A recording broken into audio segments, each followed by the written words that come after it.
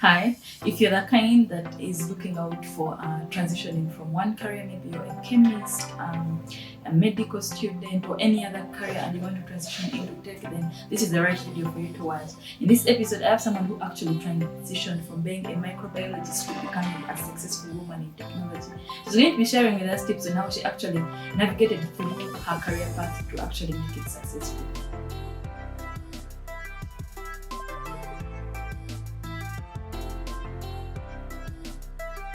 Can you briefly tell us about yourself?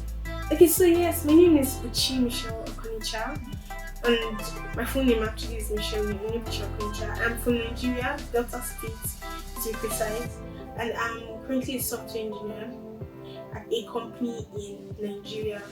I build web applications and I also write SQL reports where I work. I am also a Women Techmakers ambassador.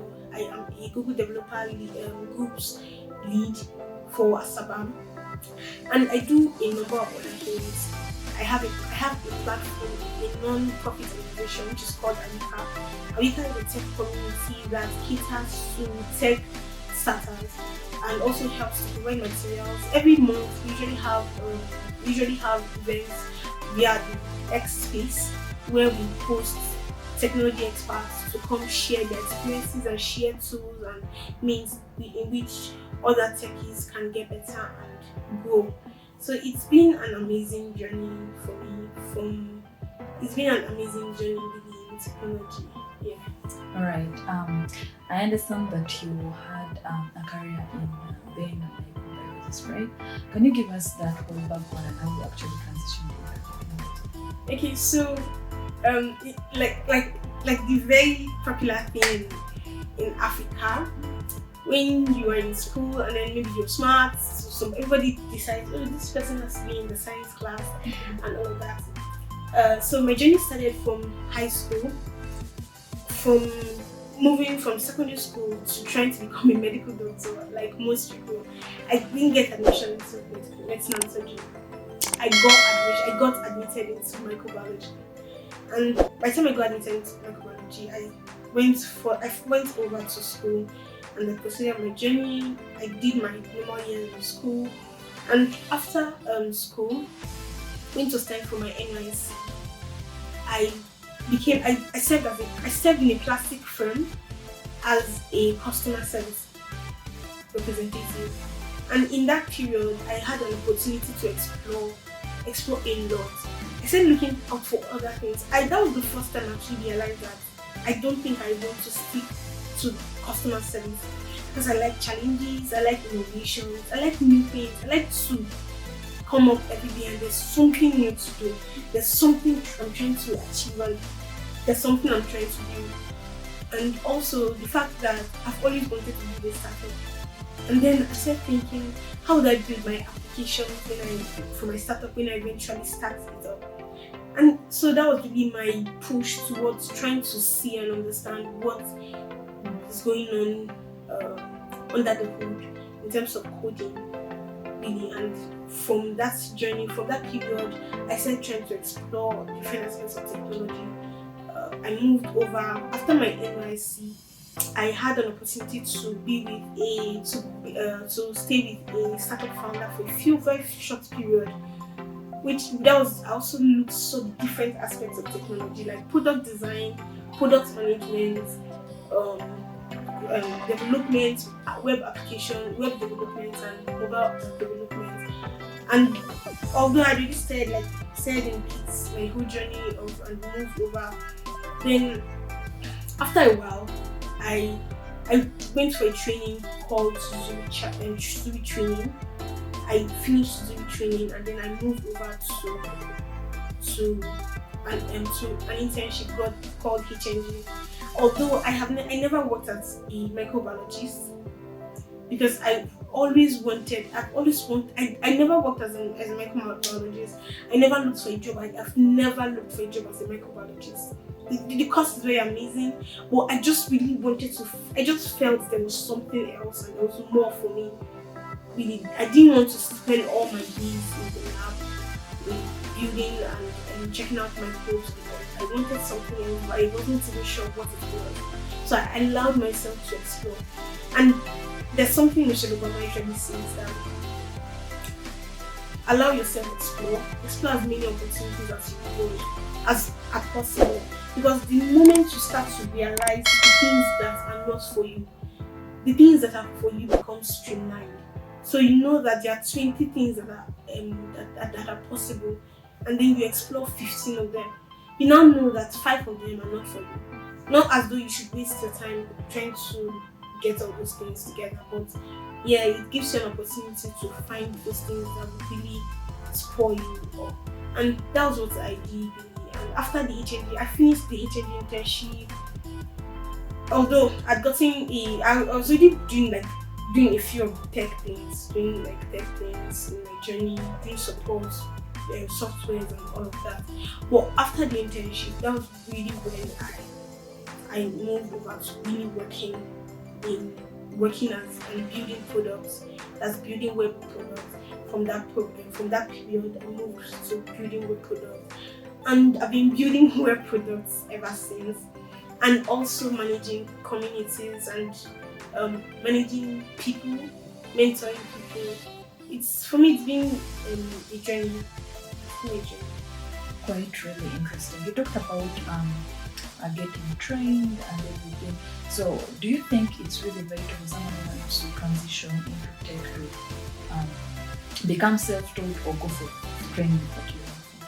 Yeah, so I would still say, I would not say my training was a virtual training. I still refer to myself as self-taught. It might not be totally, but yeah. Because if I just, what the training helps me with is to help me stay on a particular place. So I was not running at my pace. So basically you can't wake up and say I want to run at your pace because you have tests to do, you have work to submit. You can't wake up and say, oh God, that was just one of the major things. But I've seen a lot of people that have gone through free code camp and are doing excellently well.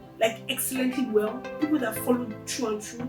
I've seen people that went through Udemy, Udacity, and there's also Code Academy, a lot of other coding platforms, which you can also say they are self-taught. But one of the things I would say is, if you want to go through the totally self-taught route, then you have to be very intentional. You can't be jumping from a YouTube video to another YouTube video. You can't be jumping from Udacity to Udemy. You can't be jumping from maybe do 3 free code camps to jump to. You can start from the Buchi school because it's very easy to understand.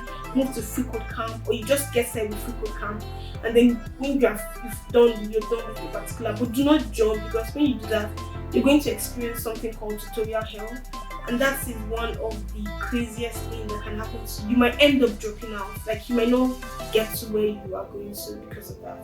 So either way, whether you're doing self-taught or you're doing an actual training, you really need to be intentional about following a particular scheme, following a particular schedule, and also ensuring that there's planning and there's timing. Alright, so how did your experiences in microbiology influence your approaches to more products using technology? Because you talked about design to build applications. Do you think microbiology experiences influenced things in society? Yeah, so when I was in my final year, when I was doing my project, and I never knew how resilient I was. I never knew that I had so much tenacity in me till my final year project. In fact, I would starve for days because I used my feeding money to buy chemicals. I studied microbiology, of course, so we had to. Yeah, we buy a lot of chemicals, we buy a lot of coating plates. There's a lot of things you need to buy because your particles are very, very handy. They're things you build and you do and then you see. I learned that was one of the first times I got to know that there's nothing I cannot do if I set my mind to do it. That's the first thing. And also being in microbiology, learning microbiology in school has also given me a few life hacks, just understanding the way things run and the way things should naturally be. Those kind of things. And considering that I studied microbiology and I fell in love with genomes, I also have plans of building applications, health-related applications that would cater to genomic needs and general and health-related needs. Yeah, That's great to see one. I'm really hoping that would come to life, because I really also look forward to there are a lot of needs in science and a lot of needs in health, and building applications for that sector would be one of the dreams. All right. Have you worked on projects that involve something about microbiology before, minus the project that you have been about? Okay, do you mean software project or Software projects? No, at the moment I've not worked on any health-related projects. I've worked on various projects, but not health-related for now. Alright. So I believe every other single journey in tech comes with its own challenges, right? What are these challenges you faced, or as you're trying to transition from being a microbiologist to being a successful microbiologist? Okay, so sometimes I just think, and I'm like, what if I had studied computer science in school? My journey would have been totally different. I would have experienced, in fact, I would have experienced a lot of speed. But one thing I know is that I'm where I am now. I would always say it's the perfect place I can live. But however, I would still say that one of the things I experienced was that I had to really learn everything from scratch. Every single thing I can tell you, every single thing I had to learn. Like every day, there's still something new, regardless of the course you study. But I know that when you have a little background in computer, there'd be just this remnant knowledge that we would have. But I really had to start everything from scratch. And one of the challenges I face is sometimes you might get stuck with resolving issues, but that doesn't come with transitioning though. That comes to every developer and everybody generally. So one of the issues that I like already mentioned, starting everything from scratch, finding people and communities to reach out to, trying to learn and all of that. That is really the first phase of becoming a dev, and if you can get past that initial phase of finding what to do, the materials, finding the exact space. When I first started, I was not very sure what I wanted to do.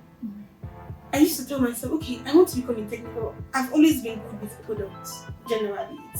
I usually say it's something that comes naturally to me with managing things. I'm very good at managing people and managing products and projects. So I would say, okay, I want to become a technical product manager. And then when I was moving in my coding and learning how to code and becoming like really building things, it started becoming so interesting. I was like, let me just explore further what this is. And that was how I moved. So one of the issues would be really finding my place initially, like really trying to understand every aspect of this, the different parts like analysis, management, products, and all of that. And then finally deciding that this is where I think I should be. Because I've also tried my hands on product design. Product design is an amazing space because I've always liked beautiful things. But I really came to a conclusion that this is where I'm meant to be. I'm meant to build, I'm meant to code, and I'm meant to develop. Alright, that's really interesting. So what are those skills, both software and hard skills, that you think made it easy for you to transition into technology? Okay, so like I already mentioned, I'm very tenacious, I'm very resilient. So I do not have to necessarily be the best in the room. I do not have to be the smartest in the room. But as long as I want that thing in that way, I would get it. And I would push as far as I can push. I would push. That's one of the, I don't know, it also comes naturally. I don't know if I should call it a gift but I can push. So if I'm not understanding a concept, I would push and push till I'm able to figure that out. And I'm also a very good, I read a lot. I like to read a lot. I like to learn. I really like to explore. I love challenges. So when a job is not challenging, or when something is just continuously, when it's just seen over and over again, I tend to get bored. That's one of the things that helps me, because there is no day I take my system to code. There is not something I'm trying to figure out. There's always something I'm trying to figure out. There's always something a feature I'm trying to add, or something new I'm trying to do. So my ability to be inquisitive and to always be excited about the new technologies and how to really bring those technologies to life. And I can also be very innovative. So I just sit down and then draft out one kind of thing in my head. And also one's ability to really solve problems. So it's one thing to have to see problems, and it's one thing to be willing to solve them. When you are not willing to resolve a problem, then you will always run away from, in quotes, those things that might seem difficult, because in truth they're actually not difficult. They're just problems that need to be solved. So yeah. Alright, so one thing I've noted is for you to be innovative, you have to be intentional, you have to be resilient, just like you are, right? So what advice, as we conclude, what advice do you have for someone who has always wanted to transition into technology and maybe they're so confused? They're like, will it really work out? Will I be successful? What if I mess up? What if I don't get the money they told me about in technology? You know, someone who has all those kinds of questions. What kind of advice would you give them? So I would say that first thing, you should know your why. First of all, are you doing this because you're just passionate about technology and about building?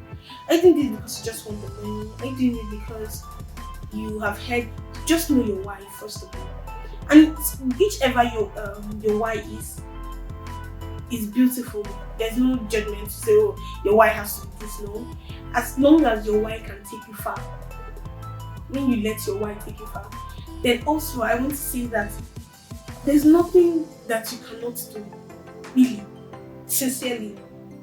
Like they used to say that it is impossible until it's done. So really, literally, there is no impossible. Like there is really nothing you cannot get your hands on. There's no task that is too difficult. There's no skill that you cannot pick up. There's nothing. And about the money will not come immediately. I can assure you. In fact, I can promise you.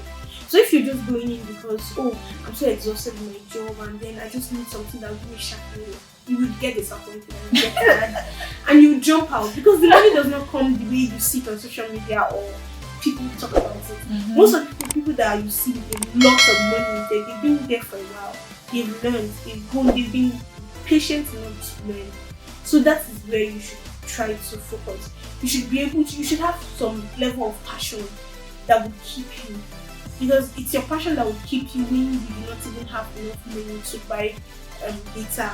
It's your passion that will still allow you to, when you have some money, then you just and try to learn and keep learning and keep pushing. Because at this first phase, there are a lot of discouragements, a lot of distractions will come. But then you have to have a goal. You have to keep your eyes on the goal. What do I want? And there's something I also do when I was still moving and doing my other internships and all of that. When I get discouraged, although my family really helped me, those times I would want to be like, I think I like, just keep your eye on the prize, on the goal. And also I tell myself, how much, it's something I sing to myself. I say, how much do you want this? I say it every time to myself.